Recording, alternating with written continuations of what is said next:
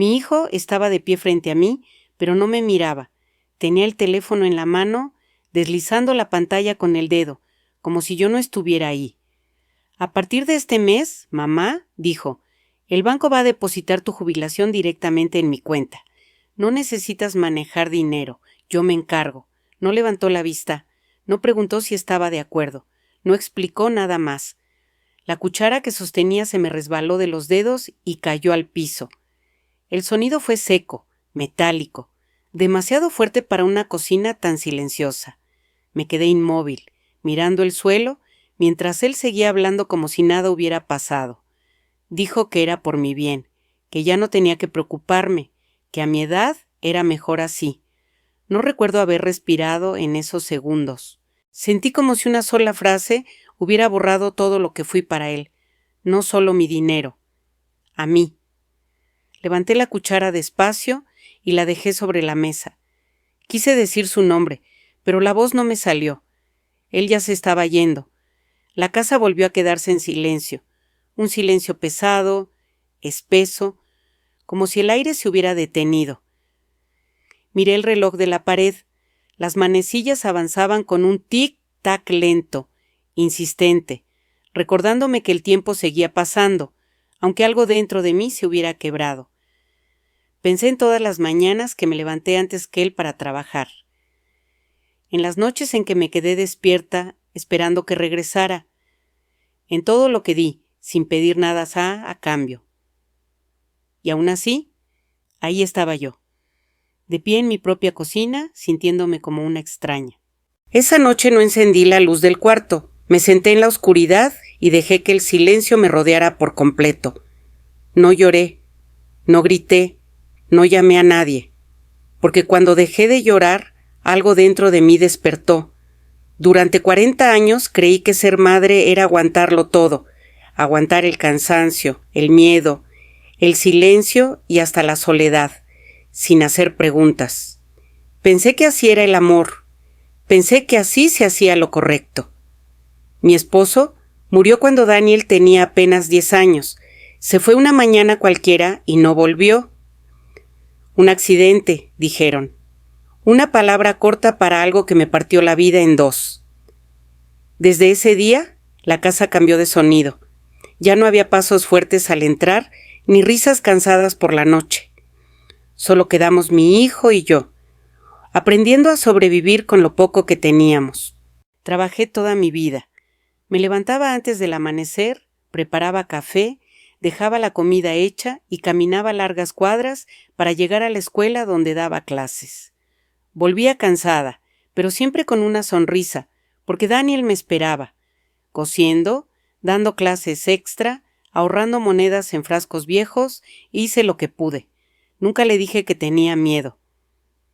Nunca le conté cuántas noches me dormí sin cenar para que él tuviera un plato caliente. Él era un niño dulce. Me tomaba la mano cuando cruzábamos la calle. Me esperaba despierto cuando llegaba tarde. Me preguntaba si estaba bien cuando me veía cansada. Recuerdo una vez que se cayó y se raspó la rodilla. No lloró hasta que me vio. Entonces se soltó, como si yo fuera su lugar seguro. Yo lo abracé y le dije que todo iba a pasar, y pasó. Creció. Y yo crecí con él, aunque no me di cuenta de cuándo empecé a quedarme atrás. Cuando consiguió su primer trabajo me sentí orgullosa.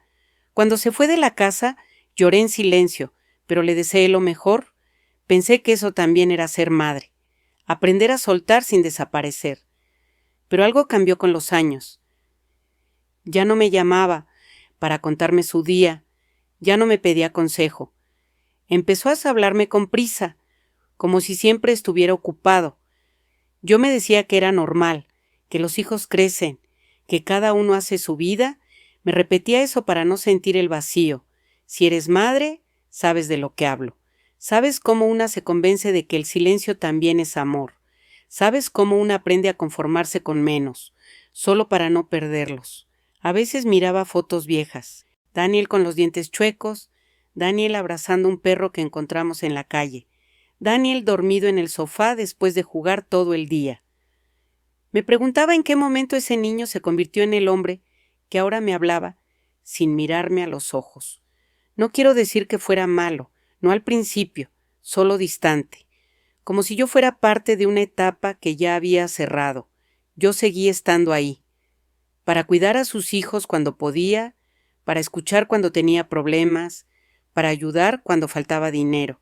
Siempre estaba disponible, siempre dije que sí. Tal vez ahí fue donde me equivoqué.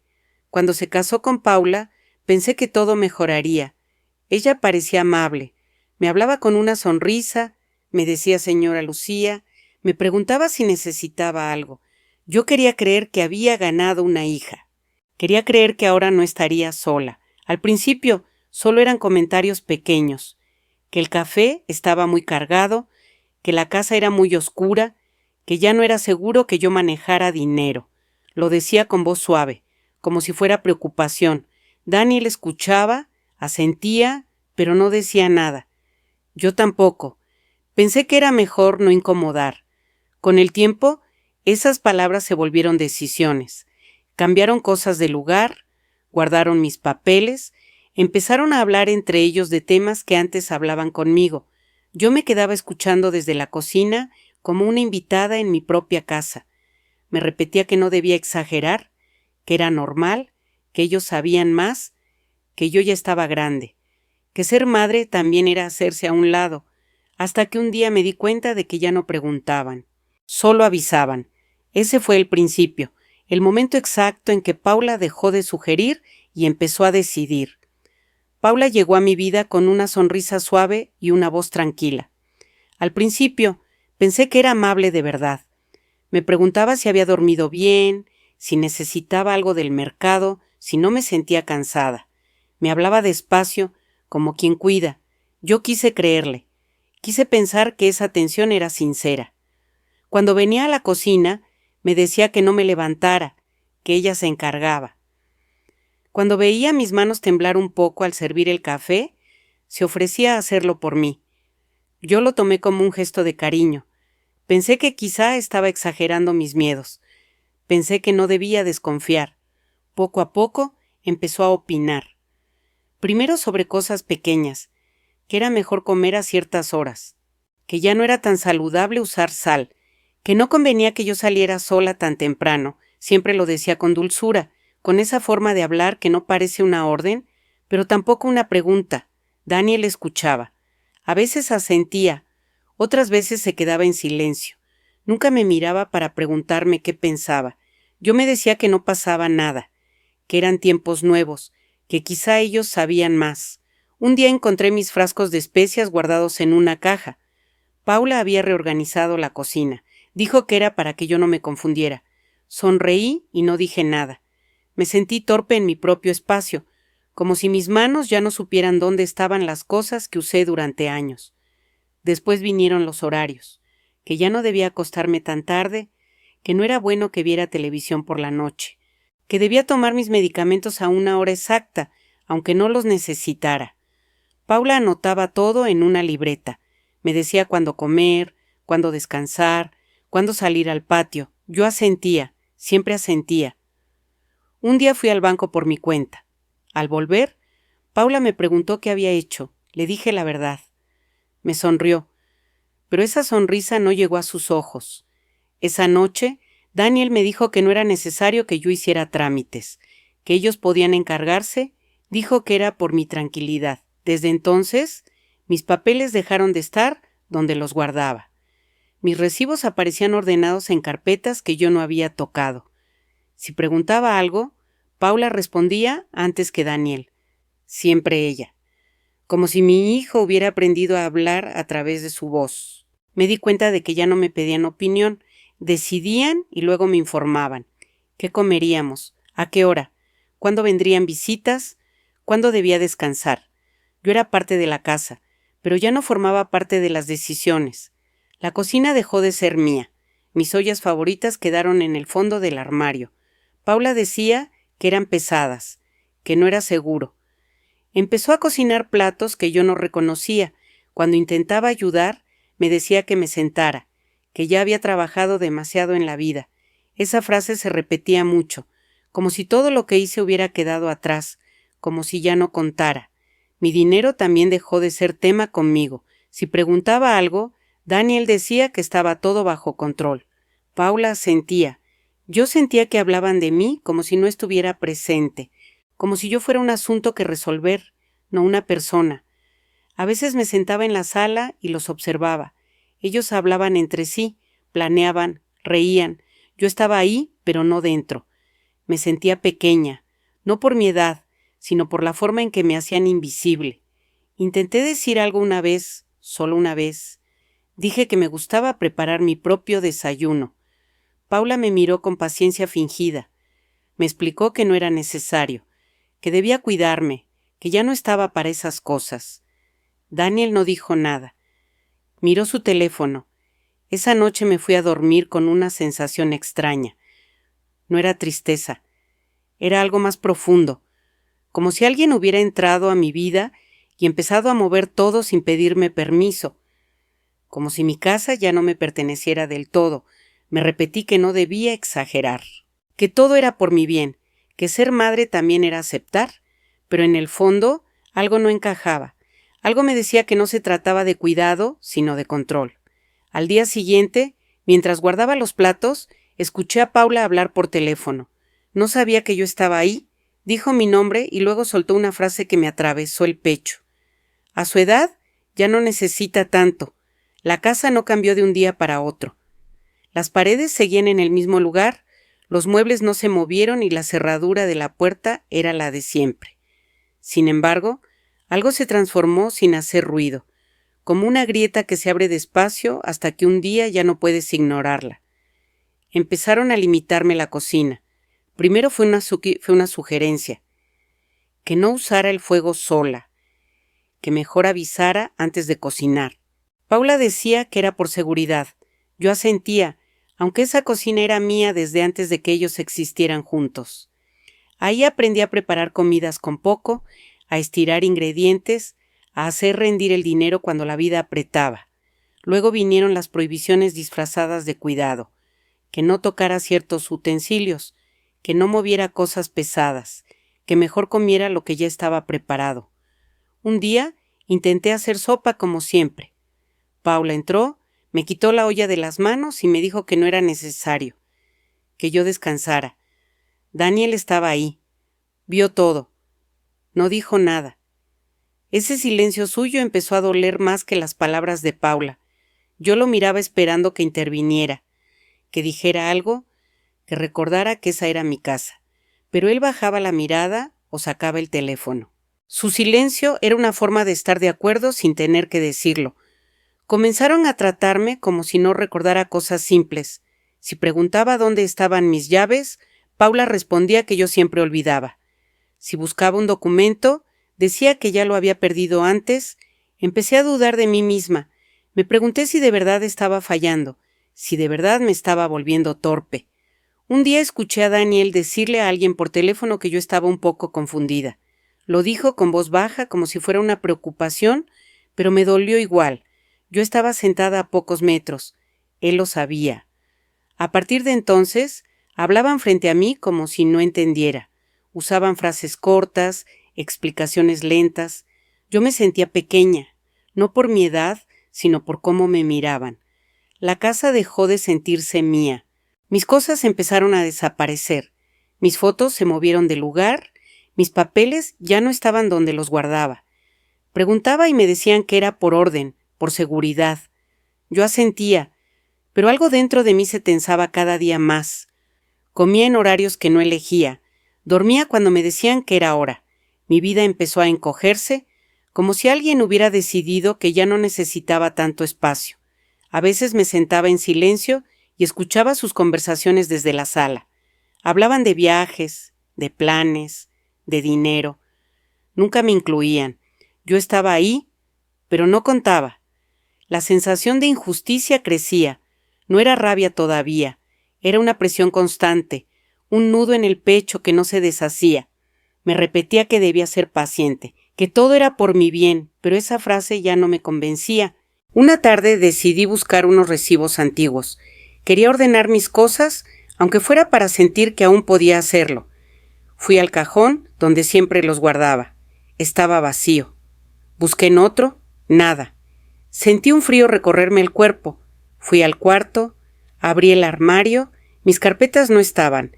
En su lugar encontré una pila de documentos nuevos, ordenados, con sellos y nombres que no reconocía. Tomé uno con manos temblorosas. Era un papel del banco. Leí mi nombre y luego otro debajo. No entendía todo, pero algo no estaba bien. Había números, movimientos, autorizaciones que yo no recordaba haber firmado. Me senté en la cama con los documentos sobre las piernas. El corazón me latía fuerte. No sabía exactamente qué significaban, pero sentí que algo importante se estaba moviendo sin mí. Por primera vez, el miedo se mezcló con claridad, y supe que ya no se trataba solo de control, sino de algo más grande. Me quedé sentada en la cama con los documentos sobre las piernas durante mucho tiempo. No sabría decir cuánto. El silencio del cuarto era tan denso que podía escuchar mi propia respiración. Tomé uno de los papeles y lo leí con más atención, despacio, como hacía cuando corregía exámenes en la escuela, línea por línea, nombre por nombre. Ahí estaba mi cuenta, mi jubilación, mi firma, o eso parecía. Miré la firma con cuidado. La conocía mejor que nadie. La había escrito miles de veces a lo largo de mi vida. En recibos, en contratos, en cuadernos viejos. Esa firma no era mía. Se parecía, pero no era mía. Le faltaba algo. Un trazo pequeño, casi invisible, pero suficiente para que yo lo supiera. Sentí un frío recorrerme la espalda. Pasé al siguiente documento, y luego a otro. Todos decían lo mismo. Autorizaciones, movimientos, cambios que yo no recordaba haber hecho. Todo estaba tan bien ordenado que por un momento dudé de mí misma. Pensé si acaso los había firmado sin recordar. Pensé si de verdad me estaba fallando la memoria. Pero no. Yo podía olvidar muchas cosas, pero no olvidaba mi propia mano. Ahí entendí que no me estaban ayudando, me estaban quitando todo. No levanté la voz, no salí a la sala a preguntar, no fui a buscar a Daniel ni a Paula. Me quedé quieta, observando, dejando que esa certeza se acomodara dentro de mí. Guardé los documentos en su lugar, tal como los encontré, alicé las hojas. Cerré el armario con cuidado. Me miré en el espejo. El rostro que me devolvió la mirada estaba pálido, pero firme. No había lágrimas, solo una calma extraña. Esa noche bajé a la cocina como siempre. Paula estaba preparando la cena. Daniel estaba sentado mirando su teléfono. Me preguntaron si tenía hambre. Dije que sí. Me senté. Comí en silencio. Nadie notó nada. Nadie imaginó que algo había cambiado. Los observé. La forma en que hablaban entre ellos. Cómo se miraban. Cómo daban por hecho que yo no entendía. Daniel reía de vez en cuando. Paula asentía segura. Era evidente que se sentían tranquilos, confiados. Yo también lo estaba, pero de otra manera.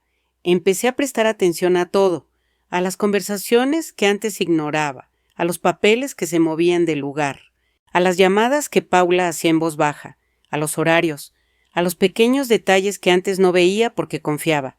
La confianza se había ido, y en su lugar quedó algo más frío, más claro.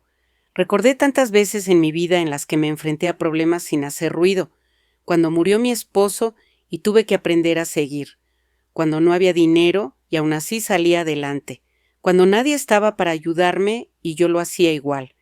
Siempre pensé que había sido fuerte por necesidad. Esa noche entendí que la fuerza también podía ser elección. No iba a discutir. Discutir era darles ventaja. No iba a pedir explicaciones. Eso solo los alertaría. Iba a observar. A la mañana siguiente, Paula me preguntó si me sentía bien. Dijo que me veía callada. Sonreí y le dije que estaba cansada, que necesitaba descansar. Pareció aliviada. Me recomendó quedarme en el cuarto. Obedecí. Desde ahí escuché más de lo que imaginaban. Sus pasos, sus voces, sus planes. Hablaban de trámites, de visitas, de futuros que no me incluían. Cada palabra confirmaba lo que había visto en esos papeles. Por primera vez, en mucho tiempo, sentí algo distinto al miedo. No era rabia, era concentración, como cuando preparaba una clase importante y sabía que debía pensar cada detalle. Esa noche volví a sacar los documentos. Los leí otra vez. Memoricé fechas, nombres, movimientos. Cerré los ojos y respiré hondo. No sabía aún qué iba a hacer, pero sabía algo con certeza. No iba a discutir, iba a observar. Esa noche casi no dormí, pero no por miedo. Mi mente estaba despierta, ordenando recuerdos como piezas antiguas que de pronto volvían a tener sentido. Pensé en todas las personas que habían pasado por mi vida y en lo poco que había pedido siempre. Y entonces, sin buscarlo demasiado, apareció un nombre que no recordaba desde hacía años, don Ernesto. Había trabajado en el banco donde durante décadas depositaron mi sueldo y después mi jubilación. No éramos amigos cercanos, pero nos conocíamos bien. Él sabía quién era yo. Me vio llegar joven, con un niño de la mano, firmando papeles con nervios. Me vio volver año tras año, puntual, ordenada, guardando recibos como si fueran tesoros. Siempre decía que yo era una mujer de palabra, y yo lo era. Recordé una tarde, muchos años atrás, en la que hubo un error con un depósito. Yo fui al banco con calma, llevé mis comprobantes y esperé. Don Ernesto revisó todo sin apuro. Al final me miró y me dijo que no necesitaba justificar nada, que con mi historial bastaba. Esa confianza no se olvida. Pensar en él me dio una sensación extraña, como si una puerta vieja se entreabriera. No sabía si aún trabajaba ahí, si siquiera seguía vivo, pero el solo recuerdo me devolvió algo que creí perdido: claridad. No hice nada ese día, ni al siguiente. Seguí con mi rutina. Desayuné cuando me dijeron. Tomé mis pastillas, aunque no las necesitara. Me senté en la sala a mirar por la ventana. Desde afuera debía parecer una mujer cansada, resignada, y eso estaba bien. Era exactamente lo que necesitaban creer. Empecé a guardar cosas pequeñas, papeles viejos, recibos, libretas donde anotaba gastos. Nadie se dio cuenta. Nadie imaginó que todavía tenía memoria para los detalles. Nadie sospechó que yo sabía exactamente dónde buscar. Una tarde escuché que golpeaban suavemente la reja. Era Carmen, mi vecina de toda la vida. Tenía la misma edad que yo y los ojos atentos de quien siempre observa más de lo que dice. Me saludó con una sonrisa discreta. Me preguntó cómo estaba. Le dije que bien. Ella me miró un segundo más de lo normal. Me dijo que hacía días que no me veía en la calle, que si necesitaba algo podía avisarle. No le conté nada, solo asentí, pero su presencia me recordó algo importante. No estaba tan sola como ellos creían. Carmen empezó a pasar de vez en cuando. Traía pan, frutas, cualquier excusa. Hablábamos poco. A veces solo nos sentábamos en silencio, pero en ese silencio había comprensión. Ella veía más de lo que yo decía, y yo agradecía no tener que explicar. Mis movimientos seguían siendo lentos, calculados. Cada día observaba un poco más. Sabía a qué hora Paula salía, sabía cuándo Daniel no estaba, sabía dónde guardaban las cosas importantes. No tocaba nada, solo miraba. Una noche, mientras cenábamos, Paula comentó que estaba cansada de tantos trámites, que todo era complicado. Daniel dijo que pronto todo estaría resuelto. Yo seguí comiendo, despacio, sin levantar la vista. Ellos hablaban de mi vida como si ya no fuera mía. Esa noche, cuando todos dormían, fui a mi cuarto y abrí una caja vieja que había guardado durante años. Dentro había números escritos a mano, direcciones antiguas, nombres que nunca borré del todo. Ahí estaba el de don Ernesto. No sabía si seguía siendo el correcto, pero tenía que intentarlo. No llamé, todavía no. Aún no era el momento. Al día siguiente, Carmen volvió. Esta vez traía una bolsa pequeña. Me dijo que la había encontrado en su casa, que creía que era mía. No lo era, pero entendí el gesto. Me la entregó como quien pasa algo sin levantar sospechas. Dentro había un teléfono viejo, sencillo. Me miró a los ojos y me dijo que por si algún día lo necesitaba. Lo guardé en el bolsillo del suéter. Sentí un nudo en la garganta, pero no lloré. Le di las gracias con un apretón de manos. Ella entendió. Esa noche, con la casa en silencio, saqué el teléfono. Marqué el número que tenía escrito desde hacía años. Sonó varias veces. Pensé que no contestaría, pero lo hizo. Dijo su nombre. Su voz sonaba más cansada, pero era él. Respiré hondo antes de hablar. Necesito un favor y discreción. Me di cuenta de que algo estaba por pasar el día en que Daniel me pidió las llaves. No lo hizo con dureza. Al contrario, me habló con una calma que me puso la piel fría. Dijo que era por seguridad, que últimamente yo me distraía, que habían notado que dejaba la puerta mal cerrada. Paula sentía a su lado, con esa expresión de preocupación ensayada que ya conocía bien. Saqué las llaves del bolso y se las entregué sin discutir. El metal sonó suave al caer en su mano. Nadie dijo nada más, yo tampoco. En ese momento entendí que ya no se trataba solo de control. Era aislamiento. Desde ese día no volví a salir sola.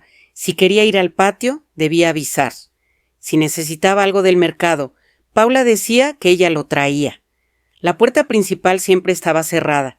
Yo estaba dentro, pero no libre, como una invitada permanente en su propia casa. Me encerraron sin cerrarme con llave. Esa fue la parte más cruel, porque desde afuera parecía cuidado. Desde adentro se sentía como un castigo silencioso. Pasaba las horas sentada junto a la ventana, miraba la calle, las personas que caminaban con prisa, con vida. Pensaba en lo fácil que era perderlo todo sin que nadie lo notara. No gritaban, no golpeaban, solo decidían por mí. Pero no me habían quitado todo. Tenía el teléfono viejo que Carmen me había dado. Lo escondía entre la ropa, envuelto en un pañuelo. Solo lo sacaba de noche cuando todos dormían. No lo usaba mucho, solo lo suficiente para no olvidar que todavía podía hacerlo. Y tenía mi cabeza. Mi memoria seguía intacta. Recordaba cada conversación, cada gesto, cada palabra mal dicha. Recordaba dónde estaban los papeles antes de que los movieran. Recordaba cómo hablaban cuando creían que yo no escuchaba. Eso nadie podía quitármelo. Empecé a moverme menos, a hablar poco, a responder solo lo necesario. Paula parecía satisfecha, Daniel también. Creían que me estaba apagando, que ya no pensaba, que ya no entendía. El ambiente en la casa cambió. Había tensión, pero no ruido. Susurros, puertas cerradas, llamadas a deshoras. Yo fingía dormir, pero mis oídos estaban atentos, siempre lo estuvieron. Una noche me despertó el sonido de voces en la sala. No hablaban alto, pero la casa estaba tan en silencio que cada palabra viajaba. Me quedé quieta, respirando despacio, como cuando Daniel era niño y yo no quería despertarlo. Escuché mi nombre. Paula decía que no podían esperar más, que la situación se estaba alargando. Daniel respondió que todo estaba casi listo, que solo faltaban algunos detalles, que pronto no habría vuelta atrás. Me incorporé un poco, con cuidado. Me acerqué a la puerta sin hacer ruido. Apoyé la mano en la pared para no perder el equilibrio. No me moví más. Hablaban de la casa, de venderla. Paula decía que era lo mejor, que ya no tenía sentido mantener una casa tan grande, que con ese dinero podrían empezar de nuevo. Daniel dudó un segundo. Dijo que había que hacerlo bien, que no quería problemas. Paula respondió que yo no entendería, que a mi edad ya daba igual. Sentí un golpe en el pecho, no fue sorpresa, fue confirmación. Hablaban de mi casa como si yo ya no existiera, como si fuera un objeto más, algo que se liquida. Cada palabra caía pesada, pero clara. Ya no había dudas, ya no había espacio para engañarme. Daniel dijo que después podrían buscarme un lugar. Algo tranquilo. Paula estuvo de acuerdo. Dijo que sería lo mejor para todos menos para mí. Me alejé despacio de la puerta. Volví a la cama, me senté con las manos sobre las rodillas. No lloré, no sentí rabia, sentí algo distinto, una lucidez fría, precisa. Ellos pensaban que me habían quitado las llaves, y lo habían hecho, pero no me habían quitado la cabeza. Esa noche entendí que el plan ya no era una sospecha, era una realidad en marcha, y yo estaba dentro de él, aunque ellos creyeran lo contrario. Me recosté y cerré los ojos. Escuché cómo se apagaban las luces de la sala, cómo la casa volvía a quedarse en silencio, un silencio distinto, cargado. Sabía que a partir de ese momento no podía cometer errores. Tenía que esperar, escuchar, recordar. Cada segundo contaba, porque cuando alguien cree que ya te venció, deja de cuidarse. Y yo estaba escuchando todo. Esa noche me quedé sentada en la cama mucho después de que la casa se quedara a oscuras. No podía dormir. Las palabras que había escuchado seguían dando vueltas en mi cabeza, una y otra vez, como si alguien las repitiera a propósito para que no pudiera olvidarlas. Vender la casa, buscarme un lugar, que a mi edad ya daba igual. No lloré. Me sorprendió darme cuenta de eso. Pensé que iba a sentirme rota, pero no. Sentí algo más firme, más claro, como cuando una verdad por fin deja de doler porque ya no hay dudas. Al día siguiente actué como siempre. Me levanté despacio, desayuné lo que Paula dejó preparado y me senté junto a la ventana. Ellos se movían por la casa con normalidad. Daniel hablaba por teléfono, Paula hacía listas. Todo parecía tranquilo, demasiado. Yo escuchaba. Hablaban de fechas, de agentes, de papeles. Ya no se cuidaban tanto. Creían que yo no entendía, que no retenía, que estaba lejos. Y eso los hacía descuidados. Una tarde, mientras fingía dormir en el cuarto, escuché claramente a Daniel decir que la casa tenía buena ubicación, que podían sacar bastante dinero. Paula respondió que cuanto antes mejor, que no había que alargarlo, que después sería más complicado. Daniel dudó un momento. Lo sentí en su silencio. Dijo que había que hacerlo bien, sin problemas. Paula respondió que no exagerara, que yo no iba a dar pelea, que ya no estaba para eso. Ahí supe que ya no era una idea, era un plan, y lo peor no fue la casa, fue lo que dijeron después. Paula habló de un lugar tranquilo, de un sitio donde me cuidarían, donde estaría acompañada. Usó palabras suaves. Daniel asintió. Dijo que sería lo mejor para mí, que ahí no tendría que preocuparme por nada. Un hogar, un lugar para dejarme. Me apoyé contra la pared para no perder el equilibrio. No sentí rabia. Sentí una tristeza honda, pero limpia, como cuando entiendes que alguien ya tomó una decisión sin ti y que esa decisión te borra. Pensé en esa casa, en cada rincón, en las paredes que pinté con mi esposo, en la marca, en la puerta donde medíamos a Daniel cuando era niño, en las mañanas de café, en las noches de cansancio, en todo lo que esa casa había visto. No era solo una casa, era mi historia. Volví a la cama y me senté con las manos juntas. Respiré despacio. Me repetí que no debía precipitarme, que ahora más que nunca tenía que pensar con claridad. Ya no podía dudar de mis propias conclusiones, ya no podía justificar nada. Esa misma noche saqué el teléfono viejo. Lo sostuve un momento antes de encenderlo. Pensé en Carmen, en su mirada cuando me lo dio. Pensé en don Ernesto, en su voz al otro lado de la línea la noche anterior. Había sonado sorprendido de escucharme, cauteloso, pero atento. No lo llamé de inmediato. Primero necesitaba ordenar mis ideas, recordar fechas, revisar mentalmente los documentos que había visto, saber exactamente qué estaba pasando antes de decir una sola palabra más. Pasaron 2 días, 2 días en los que escuché todo, llamadas, conversaciones, planes.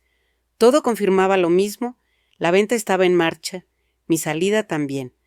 La tercera noche, cuando supe que no había más tiempo, marqué el número. Contestó casi de inmediato. Dijo mi nombre. Me preguntó cómo estaba. No perdí tiempo. Le hablé despacio. Le dije lo que había encontrado. Le dije que no entendía de términos, pero que sabía reconocer una firma falsa. Le dije que algo se estaba moviendo sin mí. Hubo un silencio largo al otro lado. Pensé que me diría que no podía ayudar. Pensé que quizá ya no trabajaba ahí. Pensé muchas cosas. Entonces suspiró. Me dijo que no era la primera vez que escuchaba algo así, que necesitaba revisar, que no prometía nada, pero que escucharía, que confiaba en mí, que sabía quién era yo. Sentí un alivio silencioso recorrerme el cuerpo. No era esperanza todavía, era algo más pequeño, pero firme. Le agradecí, no dije más. Antes de colgar, me pidió que fuera cuidadosa, que no dijera nada, que observara. Colgué y dejé el teléfono sobre la mesa. Me quedé sentada mirando la pared. Sabía que ese llamado no lo resolvía todo, pero abría una puerta. Esa noche dormí poco, pero tranquila. Por primera vez desde que escuché a mi hijo hablar de vender mi casa, sentí que no estaba completamente sola. Don Ernesto había aceptado escucharme, y eso cambiaba todo. El día que me pidieron firmar los papeles, amaneció tranquilo, demasiado tranquilo. El cielo estaba claro y la casa parecía en calma, como si nada estuviera a punto de romperse. Paula preparó café. Daniel estaba de buen humor. Me hablaron con suavidad, con esa paciencia fingida que se usa cuando alguien cree que ya ganó. Paula puso la carpeta frente a mí sobre la mesa del comedor. Dijo que eran solo trámites, que nada cambiaría en mi día a día, que era para facilitar las cosas. Daniel me miró por primera vez en mucho tiempo, directamente a los ojos. Me dijo que confiara en él, que siempre había velado por mí. Yo asentí. Tomé el bolígrafo con manos tranquilas. No temblaban, eso debió sorprenderlos, pero no dijeron nada. Abrí la carpeta despacio. Las hojas estaban ordenadas, limpias, llenas de palabras que yo ya conocía demasiado bien. Nombres, números, autorizaciones, todo parecía definitivo. Leí despacio, fingí no entender algunas partes. Hice una pregunta simple. Paula respondió rápido, con una sonrisa. Daniel agregó que no había de qué preocuparse, que todo estaba bajo control. Firmé. Una hoja, luego otra más. Cada firma caía en su lugar como ellos esperaban. Vi cómo Paula se relajaba. Vi cómo Daniel respiraba aliviado. Era evidente que, para ellos, ese momento cerraba el trato. El final de algo. El comienzo de otra cosa que yo ya no formaría parte. Cuando terminé, cerré la carpeta y se la devolví a Paula. Dije que estaba cansada, que necesitaba descansar. Daniel me ayudó a levantarme. Me habló con un tono que no usaba desde que era niño. Me dijo que todo iba a estar bien. Subí a mi cuarto con paso lento. Cerré la puerta. Me senté en la cama y dejé salir el aire que había estado conteniendo. No sentí tristeza. Sentí algo más cercano al control, porque lo que ellos no sabían era que esa no era la única carpeta que existía. Esa misma noche, cuando la casa volvió a quedarse en silencio, saqué la otra, la que don Ernesto me había ayudado a preparar con cuidado, la que nadie había visto, la que no estaba en la mesa del comedor. En esa carpeta estaban los documentos reales, los que anulaban lo que yo había firmado horas antes, los que devolvían todo a su lugar, mi cuenta, mi nombre, mi control. Don Ernesto había sido claro, me explicó con paciencia, me dijo qué firmar, cuándo y cómo, me dijo que el sistema ya había sido actualizado, que lo demás era solo apariencia. Guardé esa carpeta en el fondo del armario, entre ropa vieja que nadie tocaba. Me acosté sin encender la luz. Dormí poco, pero dormí en paz. A la mañana siguiente, Daniel se levantó temprano. Paula también. Se hablaban en voz baja, emocionados. Yo desayuné en silencio. Nadie me preguntó nada. Nadie sospechó nada. Para ellos, todo ya estaba hecho. Daniel salió de la casa con una sonrisa que no veía desde hacía años. Paula se quedó hablando por teléfono. Yo me senté junto a la ventana, mirando la calle como siempre. Por fuera, nada había cambiado. Por dentro, todo estaba en movimiento. Pasaron las horas. El reloj avanzaba lento. Yo esperaba. Sabía que el siguiente paso no dependía de mí, y eso me daba calma. A media mañana, escuché el sonido del teléfono en la sala. Paula contestó. Al principio no entendí lo que decían. Luego su tono cambió. Se puso tenso. Caminaba de un lado a otro, hablaba rápido, hacía preguntas. Colgó y marcó otro número.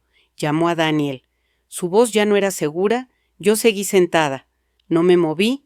Minutos después sonó mi teléfono. El viejo, el que nadie conocía. Lo tomé despacio y contesté. Era del banco. La voz fue clara, formal. Me preguntó si podía confirmar unos datos. Me dijo que había movimientos recientes que requerían verificación. Me dijo que debía acercarme o autorizar ciertos pasos, que había inconsistencias. Agradecí la llamada. Dije que entendía. Colgué. Me quedé mirando el teléfono un momento largo, luego lo guardé. Sabía que esa llamada era solo el comienzo, el primer temblor antes del ruido. En la sala, Paula hablaba cada vez más alto. Daniel regresó antes de lo esperado. Entró con el ceño fruncido, el teléfono en la mano. Me miró como si quisiera decir algo, pero no dijo nada. Yo me levanté despacio y me serví un café. Por dentro, sonreí en silencio, porque lo que ellos creían cerrado acababa de abrirse. El silencio de la casa se rompió con un golpe seco. Daniel entró sin saludar, con el teléfono apretado en la mano y el rostro desencajado. No me miró al principio. Caminaba de un lado a otro, respirando rápido, como si el aire no le alcanzara. Paula lo seguía, hablando al mismo tiempo, sin pausa, sin orden. Decía que no podía ser, que algo estaba mal, que el banco se había equivocado. Yo estaba sentada en la mesa, con una taza de café frente a mí. La tomé despacio. El vapor subía con calma. Nadie me preguntó nada. Nadie parecía verme. Daniel fue el primero en mirarme de verdad. Sus ojos estaban rojos, inquietos. Abrió la boca y la cerró. Volvió a mirar el teléfono. Luego levantó la voz. ¿No lo hacía desde hacía años? Mamá. Dijo mi nombre como si fuera una acusación, como si yo tuviera que explicarle algo. ¿Qué hiciste? No respondí de inmediato. Di un sorbo al café, lo dejé en la mesa. Levanté la vista y lo miré con tranquilidad. No había rabia en mí, tampoco miedo, solo claridad. No hice nada, le dije. Solo firmé lo que me dieron. Paula se detuvo de golpe. Me miró como si no me reconociera. Su rostro perdió ese control que siempre había tenido. Empezó a hablar más rápido. Dijo que el banco había bloqueado movimientos, que no podían acceder a las cuentas, que algo estaba mal con los documentos. Daniel me miraba fijo, buscaba algo en mi cara, una grieta, una señal de culpa. No la encontró. No puede ser, dijo. Todo estaba listo, todo estaba firmado. Asentí despacio. Sí, estaba firmado. Paula dio un paso hacia mí. Su voz temblaba. Dijo que no era momento de bromas, que si había hecho algo, tenía que decirlo. Daniel levantó la mano para callarla, pero ella ya había perdido la compostura. Empezó a hablar de errores, de trámites, de llamadas urgentes. Yo seguía sentada. La casa, que durante tanto tiempo me había parecido ajena, ahora se sentía pequeña para ellos. Caminaban, abrían cajones, revisaban papeles.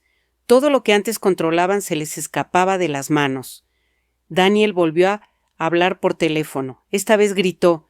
Exigió explicaciones. Dijo que había firmado todo, que no entendía por qué ahora no podía hacer nada sin mi autorización. Escuché mi nombre salir de su boca otra vez, esta vez con desesperación. Colgó y se dejó caer en una silla. Me miró como si recién entonces me viera, como si yo hubiera vuelto a existir de golpe. Paula se acercó a la ventana, se cruzó de brazos, murmuraba cosas que no entendí del todo. Hablaba de denuncias, de revisiones, de problemas.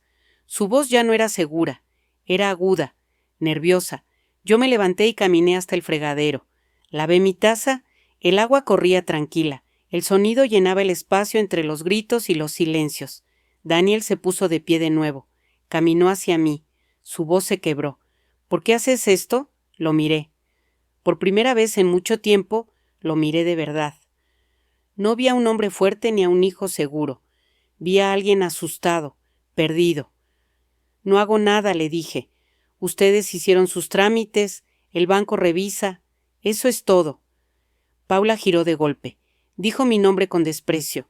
Dijo que yo estaba arruinando todo, que no entendía lo que estaba en juego, que siempre había sido así, terca, lenta, un estorbo. Daniel no la detuvo, no esta vez. Solo me miraba. No respondí, no era necesario. El teléfono volvió a sonar. Paula contestó, esta vez no gritó, escuchó. Su rostro se puso pálido, asintió varias veces. Colgó sin decir nada. ¿Qué pasa?, preguntó Daniel. Ella tardó en responder. Dijo que había una revisión abierta, que hablaban de irregularidades, de firmas, de movimientos que no coincidían, que alguien había levantado una alerta, Daniel me miró con los ojos muy abiertos. ¿Quién? Me encogí de hombros. El banco revisa cuando algo no cuadra. El ambiente se volvió pesado. Nadie se movía, nadie hablaba. Cada uno estaba atrapado en sus propios pensamientos. Yo sentí algo parecido al alivio, pero no era alegría. Era la sensación de que la verdad, por fin, había empezado a moverse. Desde la calle llegó un sonido lejano, una sirena, luego otra. No sabía si venían por nosotros o si solo pasaban. Pero el ruido quedó flotando en el aire, como una advertencia. Daniel se pasó la mano por el rostro. Paula se sentó, abatida. La casa ya no les respondía. Nada estaba bajo control. Yo volví a sentarme. Junté las manos sobre la mesa. Sabía que esto ya no era solo entre nosotros. Algo más grande estaba en marcha. La verdad no llegó de golpe. No fue un grito ni una confesión dramática. Llegó como llegan las cosas inevitables. Despacio, sin pedir permiso, desmontando una a una las mentiras que se habían sostenido durante meses. Primero fueron las llamadas, del banco, de abogados, de personas que ya no hablaban con rodeos. Daniel escuchaba en silencio, con el teléfono pegado a la oreja, asintiendo sin decir palabra. Cada llamada lo hacía encogerse un poco más, ya no levantaba la voz, ya no daba órdenes, solo escuchaba. Paula, en cambio, no supo callar. La vi perder la compostura por primera vez. Gritó, lloró, culpó al banco, al sistema, a la mala suerte. Luego empezó a culpar a Daniel. Le reprochó no haber hecho las cosas bien, no haber borrado rastros, no haberla protegido. Sus palabras salían afiladas, sin cuidado. Ya no fingía dulzura. Ya no había sonrisas suaves ni preocupación ensayada. Ahí vi su verdadero rostro. Daniel la miraba sin reconocerla, como si recién entonces entendiera con quién había estado hablando todos esos años. Ella decía que todo era por su culpa, que él había dudado, que si la hubiera escuchado desde el principio, nada de esto estaría pasando. Yo observaba en silencio. No necesitaba decir nada. La verdad hablaba sola. Los documentos, las firmas, los movimientos. Todo estaba ahí, claro, ordenado, imposible de negar. Ya no había versiones, solo hechos. Daniel recibió la confirmación una mañana. Colgó el teléfono y se quedó sentado, con la mirada fija en la mesa. No me miró. No miró a Paula. No dijo nada durante mucho tiempo. El silencio entre nosotros fue distinto al de otras veces. No era control, era derrota. Paula fue la primera en romperlo. Dijo que no pensaba cargar con todo, que ella solo había ayudado, que Daniel había firmado, que él había querido el dinero, que él había hablado de vender la casa. Daniel levantó la cabeza, la miró como si esas palabras lo golpearan por primera vez. Le pidió que se callara. Ella se rió con amargura, dijo que ahora era tarde para hacerse el bueno. Ahí entendí algo importante, no hacía falta castigar. Ellos ya lo estaban haciendo solos. Daniel se levantó y salió de la casa sin decir nada. Paula se quedó. Caminaba de un lado a otro, hablando sola, marcando números que nadie contestaba. Por primera vez, la casa la rechazaba. Nada le respondía. Cuando volvió a mirarme, su voz era distinta, no pedía, exigía. Dijo que yo había planeado todo, que me había hecho la tonta, que la había engañado. La miré con calma. No sentí odio. Tampoco satisfacción, solo cansancio. No te quité nada, le dije. Solo recuperé lo que era mío. Eso la enfureció más. Dijo que yo era una vieja manipuladora, que había destruido a su familia, que no entendía lo que había hecho. No respondí, no levanté la voz, no hacía falta. Poco después, Paula también se fue. Salió dando un portazo que retumbó en la casa. El sonido quedó flotando unos segundos y luego se apagó. Como todo lo demás, me quedé sola. Caminé despacio por la casa, toqué las paredes, me senté en la silla de siempre. Preparé café. Por primera vez en mucho tiempo, nadie me dijo cómo hacerlo. La casa volvió a respirar. Pasaron los días, Daniel no regresó, no llamó, no envió mensajes, supe por terceros que estaba enfrentando las consecuencias. Trámites, investigaciones, miradas que ya no eran de respeto, todo aquello que había evitado durante años, ahora lo tenía de frente. No sentí alegría, tampoco pena, sentí algo más sereno, como cuando aceptas que una etapa terminó, aunque duela. Una tarde, Carmen vino a verme. Se sentó conmigo en la cocina, no preguntó nada, solo me dijo que me veía distinta, más firme. Asentí, le agradecí sin palabras. Esa noche dormí profundamente, sin sobresaltos, sin miedo. Pensé que ahí terminaba todo, que cada uno seguiría su camino, yo con mi silencio, Daniel con sus errores. Pero me equivoqué. Una mañana, mientras regaba las plantas del patio, escuché el timbre. No era insistente, no era impaciente, era un toque breve, inseguro. Abrí la puerta, ahí estaba Daniel, más delgado, con los ojos cansados, sin la postura segura de antes. No llevaba nada en las manos, ni documentos, ni explicaciones, solo me miró y dijo mi nombre en voz baja, mamá. Dijo que necesitaba hablar conmigo, que solo quería verme, que no pedía nada. Me quedé en silencio, mirándolo. Sabía que esa conversación aún no había empezado. Daniel se quedó de pie frente a mí, sin saber si entrar o irse. Yo no me moví, no lo abracé, no lloré, solo lo miré, tratando de reconocer en su rostro algo del niño que una vez fue. Entró en silencio, se sentó, sus manos temblaban. Me dijo que lo sentía, que había fallado, que no supo ver a tiempo. No levantó la voz, no buscó excusas. Sus palabras fueron pocas, torpes, pero honestas. Me dolieron, no porque llegaran tarde, sino porque confirmaban todo lo que ya sabía. No le respondí de inmediato. El silencio entre nosotros fue largo, pero no incómodo. Al final, le dije que no todo se arregla volviendo, que hay cosas que se rompen sin ruido y ya no encajan igual. Me escuchó con la cabeza baja. No le prometí nada. No le cerré la puerta con odio. Solo le dije que ahora debía aprender a vivir con sus decisiones. Eso también era parte de crecer. Asintió. Se levantó. Antes de irse, me miró y dijo, «Gracias por seguir viva». Cerré la puerta sin responder. Esa fue nuestra despedida. Los días siguientes fueron distintos. La casa volvió a ser mía. Abrí las ventanas, limpié los rincones, saqué cosas viejas, dejé entrar el sol. Poco a poco, el silencio dejó de pesar. Una tarde, Carmen llegó con una mujer mayor. Había sido echada de su casa, tenía miedo, la dejé pasar, le preparé té, le dije que podía quedarse unos días. Luego llegó otra, y otra más. Sin darme cuenta, mi casa se llenó de voces cansadas, de risas suaves, de historias parecidas a la mía. Por las mañanas, el café ya no se toma en silencio. Hay pasos, hay conversaciones, hay vida. A veces me siento en el patio y escucho. El viento mueve las hojas, el sol entra sin pedir permiso, la casa respira distinto, yo también. Si esta historia te tocó el corazón, quiero que lo sepas. No estás sola. Cuéntame en los comentarios desde dónde me escuchas. Tal vez tu historia se parece un poco a la mía. Suscríbete para seguir escuchando relatos reales que no salen en las noticias. Historias de personas que, como yo, aprendieron que a veces el perdón no es volver, es soltar.